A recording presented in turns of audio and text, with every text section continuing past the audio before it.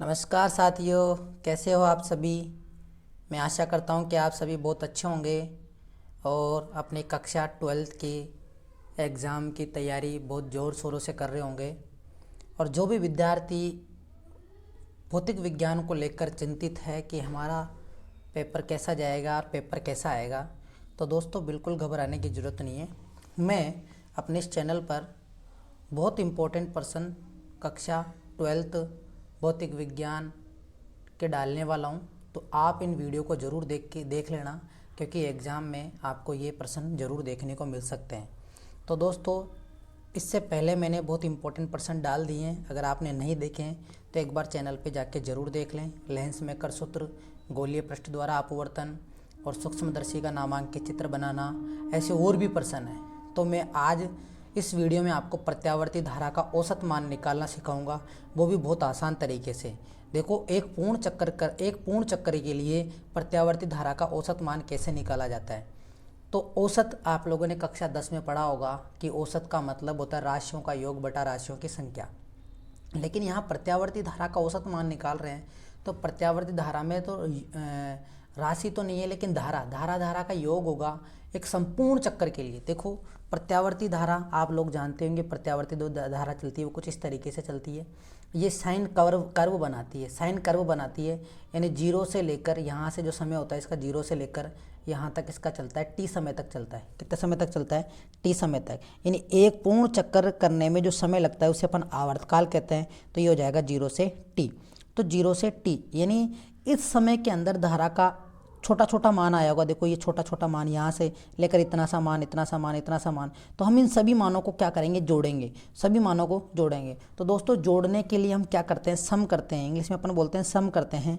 और छोटे छोटे अल्पांशों को जोड़ने के लिए हम समाकलन जो है उसका उपयोग करते हैं, समाकलन का उपयोग करते हैं।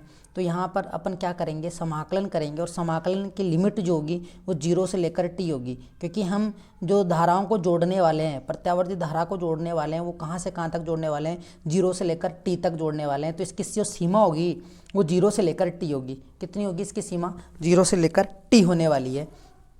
तो देखिए, औसत को लिखने का तरीका देखो क्या होता है। आई एवरेज भी लिखते हैं, आई के ऊपर बार भी लिख सकते हैं, या फिर आई को अपन ग्रेटर देन स्मॉल दे यानी ग्रेटर देन और लेस देन से भी अपन इसमें लिख सकते हैं। ठीक है, ये इसका प्रदर्शित करने का तरीका होता है। हम यहाँ पर कोई सा भी एक चिन्ह उठा लेते हैं, जैसे कि मैंने आई के ऊपर बार ले लिया। आई के ऊपर बार, आई के ऊपर बार जो है इसके बराबर देखिए अपन लिखेंगे। तो औसत मान निकालने के लिए हम सबसे पहले क्या करेंगे? जो धारा है आई, उसका समाकलन करेंगे। आई का क्या करने वाले हैं? समाकलन करने वाले हैं। आई का समाकलन जब अपन करेंगे कि आई जो है वो समय का फलन है। किसका फलन है? समय का फलन है। तो यहाँ पर अपन dt के रेस्पेक्ट में इसका समाकलन करेंगे। किसके रेस्पेक्ट में समाकलन करेंगे? dt के रेस्पेक्ट में समाकलन करेंगे।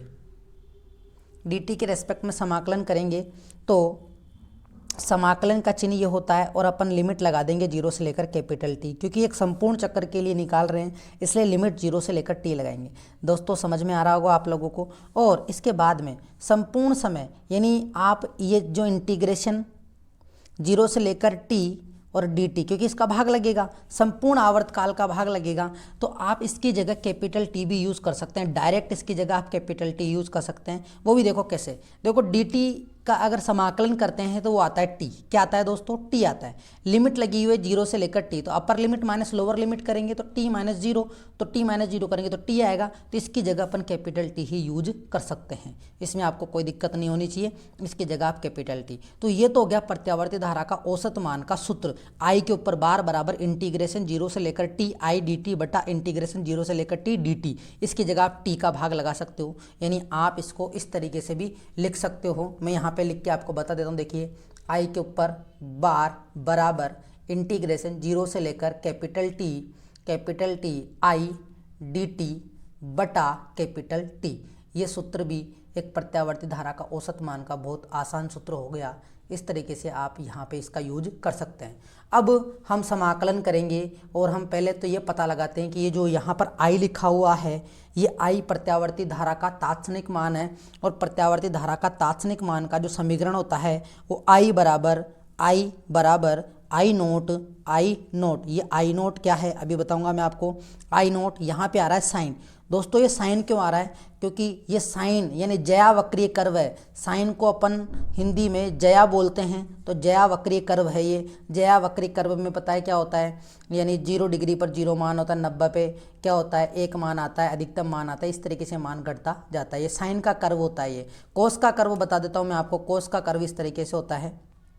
कोस में जस्ट उल्टा होता है, साइन 0 का मान 0 तो कोस 0 का मान 1 होता है। इस तरीके से ये कोस का कर्व होता है, इसे अपन कोसज्या कर्व बोलते हैं। लेकिन ये जो ग्राफ बन रहा है वो किसका बन रहा है, ये ज्या वक्रीय कर्व। तो यानी ज्या का मतलब साइन, तो यहाँ पे लिखेंगे साइन। क्या लिखा मैंने, साइन लिख दिया।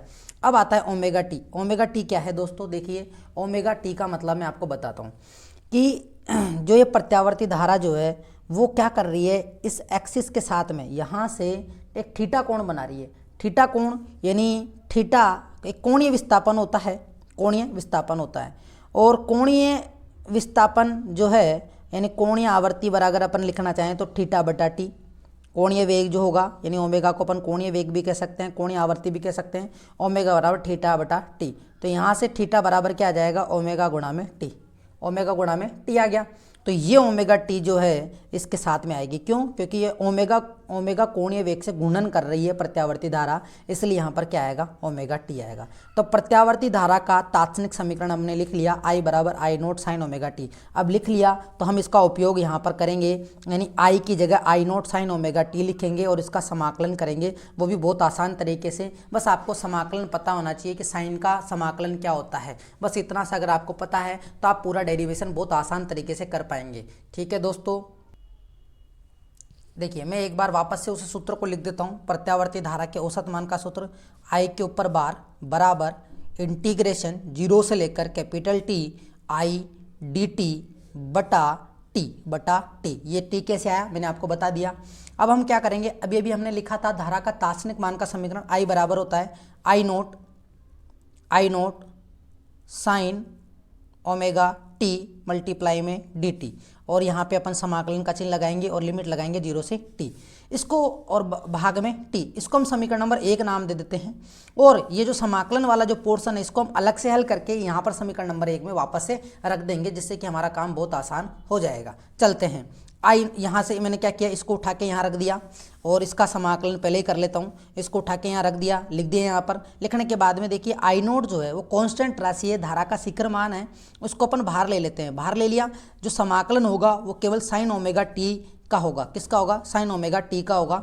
साइन ओमेगा टी का समाकलन कैसे होता है, इससे पहले मैं आपको बताता हूँ कि त्रिकोणमितीय अनुपातों में साइन थीटा का जो समाकलन होता है, समाकलन करेंगे, साइन थीटा का जो समाकलन होता है वो माइनस का कोस थीटा होता है। ये आप सूत्र आपको याद रखने हैं, अवकलन के सूत्र और समाकलन के सूत्र।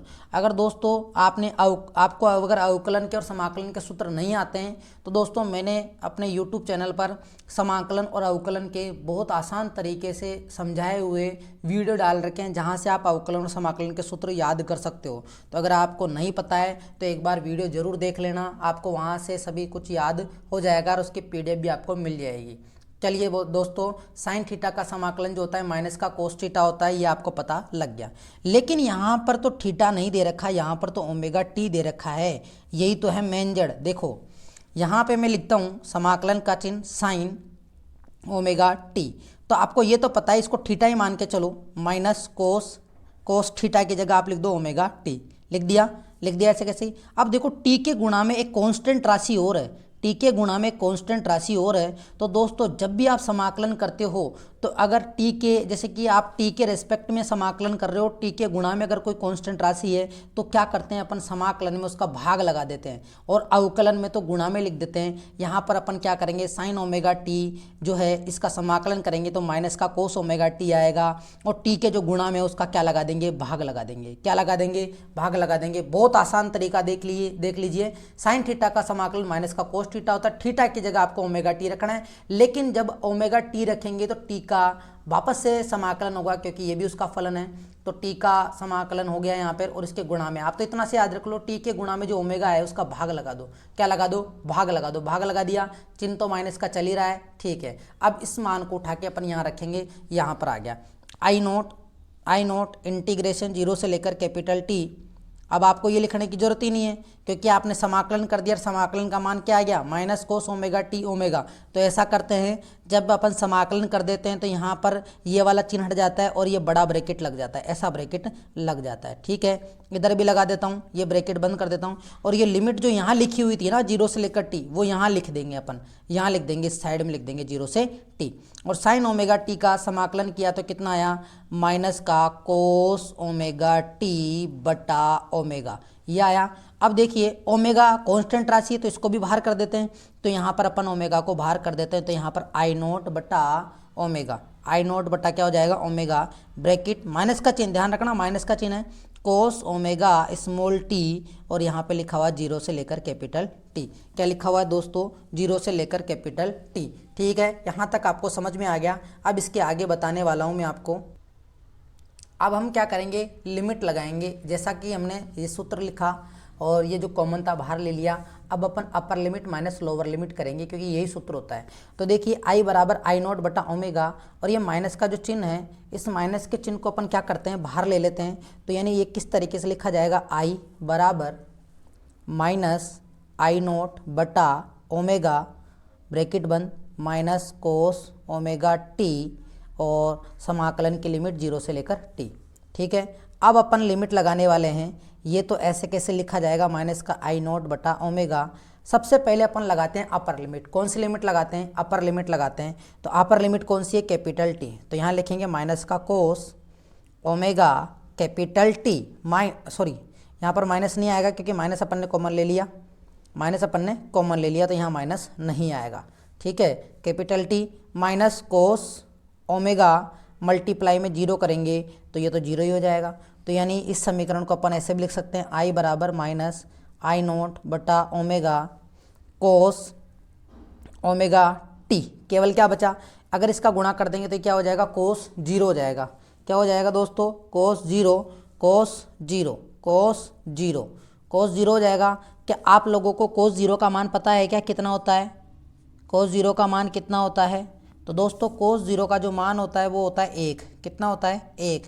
और साइन 0 का जो मान होता है वो होता है 0। साइन 0 का मान कितना होता है, 0। हमें तो कोस 0 के मान से मतलब है, कोस 0 का मान होगा 1। तो यहाँ पे अपन लिख देंगे कोस ओमेगा कैपिटल टी माइनस 1। लिख दिया यहाँ तक कोई दिक्कत आपको नहीं है। क्या आप लोगों को पता है कि हम ओमेगा को 2 पाई बटा टी लिखते हैं, 2 पाई बटा टी लिखते हैं। अगर किसी को नहीं पता है तो देखिए किस तरीके से अपन ओमेगा को 2 पाई बटा टी लिखते हैं। देखिए ये ओमेगा एक तरीके का कोणीय वेग है। क्या है ये, कोणीय वेग, कोणीय वेग। और यहाँ 2 पाई जो एक तरीके की दूरी है और यहाँ पे टी जो है समय है। तो वेग बराबर जो होता है दूरी बटा समय ही होता है, दूरी बटा समय। तो कोणीय वेग से यानी कोई कण जो है वृत्ताकार पथ पर गति कर रहा है, एक पूर्ण चक्कर बना रहा है, तो 2 पाई एंगल बनाता है। कितना बनाता है, 2 पाई एंगल। और इसको 2 पाई एंगल बनाने में कितना समय लगा, कैपिटल टी।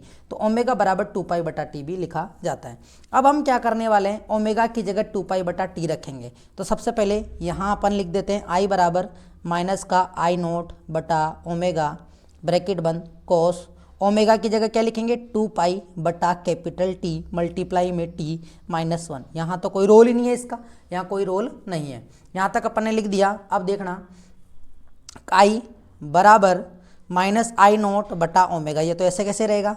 और टी से टी कट गया, बचा कितना, कोस 2 पाई माइनस का 1, माइनस का 1 आ गया ब्रैकेट बंद। ठीक है, अब मैं इससे ऊपर ले जाता हूँ, ऊपर ले जाके इसको थोड़ा यहाँ हल कर लेते हैं, यहाँ हल कर लेते हैं। ठीक है, देखिए अब आपको ये भी पता होना चाहिए कि कोस 2 पाई का मान कितना होता है। क्या आप लोगों को पता है कोस 2 पाई का मान कितना होता है। अभी थोड़ी देर पहले मैंने आपको तो दोस्तों ये है कोस का ग्राफ, यानी कोस 0 पर मान 1 होता है, कोस 90 पर मान 0 होता है, कोस पाई पर मान माइनस का 1 होता है, कोस 3 पाई बाई 2 पर मान 0 हो जाता है, और कोस 2 पाई पर मान कितना आता है, वापस से 1 आता है, प्लस का 1 आता है। इस तरीके से हमने कोस का ग्राफ समझ लिया। तो आप यहाँ पर देखेंगे तो कोस 2 पाई का मान भी कितना हो जाएगा, 1 हो जाएगा। कितना हो जाएगा, 1 हो जाएगा। अगर कोस 2 पाई का मान भी अगर यहाँ पर 1 हो जाता है, कितना हो जाता है, 1 हो जाता है, तो 1 माइनस 1 करेंगे तो कितना आ जाएगा, 0। 1 माइनस 1 करेंगे तो कितना आ जाएगा, 0 आ जाएगा। तो देखो हमें कोस 2 पाई का मान पता चल गया कि कोस 2 पाई का मान भी 1 होगा। तो जो हमने इंटीग्रेशन 0 से लेकर टी साइन ओमेगा टी और डी टी, और यहाँ पर कांस्टेंट क्या था, आई नोट था। तो इसका समाकलन किया तो इसका समाकलन करने पर हमारे पास में कितना आया, माइनस का आई नोट बटा ओमेगा कोस 2 पाई का मान भी 1, इसका मान भी 1 और 1 में से 1 घटाएंगे तो 0। तो इसका मतलब है इस पूरे का मान ही कितना आ गया, 0। अब अपन इसको समीकरण नंबर 1 में, जो अपन ने समीकरण नंबर 1 माना था उसमें रखेंगे, यानी इसकी जगह अपन क्या रखेंगे, 0 रखेंगे। तो 0 बटा टी करेंगे तो 0 ही आएगा दोस्तों। इस तरीके से ये 0 आया तो हम कह सकते हैं कि प्रत्यावर्ती धारा का जो औसत मान आता है एक पूर्ण चक्कर के लिए जो आता है वो 0 आता है। एक पूर्ण चक्कर के लिए कितना आता है, 0 आता है। अगर ऑब्जेक्टिव टाइप में भी अगर ऐसा प्रश्न पूछ लिया जाए एक पूर्ण चक्कर के लिए प्रत्यावर्ती धारा का औसत मान कितना होता है, तो आप उसका सही जवाब देंगे औसत मान कितना होता है, 0 होता है। जो भी एक पूर्ण चक्कर के लिए, एक पूर्ण चक्कर के लिए, पूर्ण चक्कर के लिए बस केवल आपको इसमें याद रखना है कि साइन ओमेगा टी का समाकलन जो होता है वो होता है माइनस का कोस ओमेगा टी बटा में ओमेगा। अगर आपको ये याद है, और एक सूत्र और याद करना है, ओमेगा बराबर 2 पाई बटा कैपिटल टी। बस इसी का यूज़ करते हुए आपको ये मान याद करना है और कोस का ग्राफ आना चाहिए। तो दोस्तों आपको अगर मेरा ये वीडियो अच्छा लगा है तो उसे लाइक ज़रूर करना और अपने दोस्तों के साथ शेयर ज़रूर करना। अगर आपको और किसी टॉपिक से संबंधित आपको उसके बारे में जानकारी प्राप्त करनी है या आपको उसको पढ़ना है तो आप एक बार कमेंट बॉक्स में ज़रूर डालें। थैंक यू, धन्यवाद, जय हिंद।